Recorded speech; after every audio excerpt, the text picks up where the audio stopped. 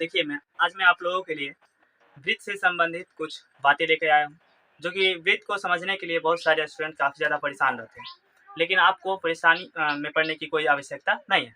देखिए आज हम बात करेंगे कि वृत्त होता क्या है। देखिए वृत्त जो होता है वह बहुत सारे बिंदुओं से मिलकर के बना हुआ है। मतलब एक वृत्त में अनंत बिंदुएं होती है। यह जो वृत्त बना हुआ है यह छोटे छोटे बिंदुओं से मिलकर के बना हुआ है ना। अब देखिए अब इसमें समझेंगे कि यह जो मुख्य बिंदु होता है वृत्त में, इस मुख्य बिंदु को ही कहा जाता है केंद्र। समझ में आ गया ना। देखिए वृत्त में जो मुख्य बिंदु है उसको कहा जाता है केंद्र, और मुख्य बिंदु से एक छोर से दूसरे ओर तक जो मिला हुआ है तब इसको कहा जाता है त्रिज्या। समझ में आ गया। त्रिज्या, जो कि त्रिज्या को ही कहा जाता है आर, यानी कि इसको R1। यदि हम यहाँ एक छोर से लेकर दूसरे छोर तक मिला देंगे तो यह सभी मिलकर के बन जाएगा व्यास, जो कि यहाँ से यहाँ तक अगर लेते हैं आधा तो फिर से यह एक त्रिज्या बन जाएगा, जो कि इसको हम नाम रख देंगे R2। समझ गए।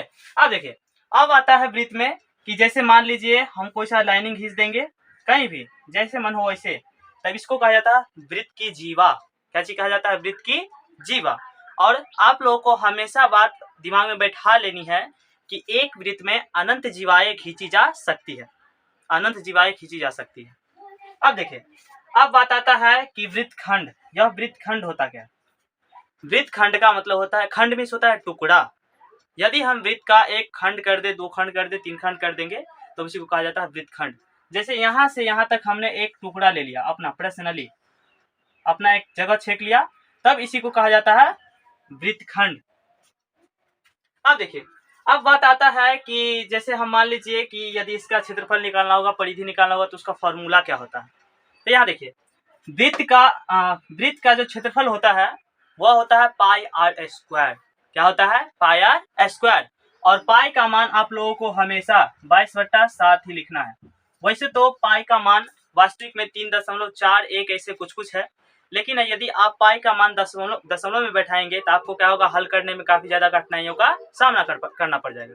इसलिए आप लोग पाई का मान यही ले।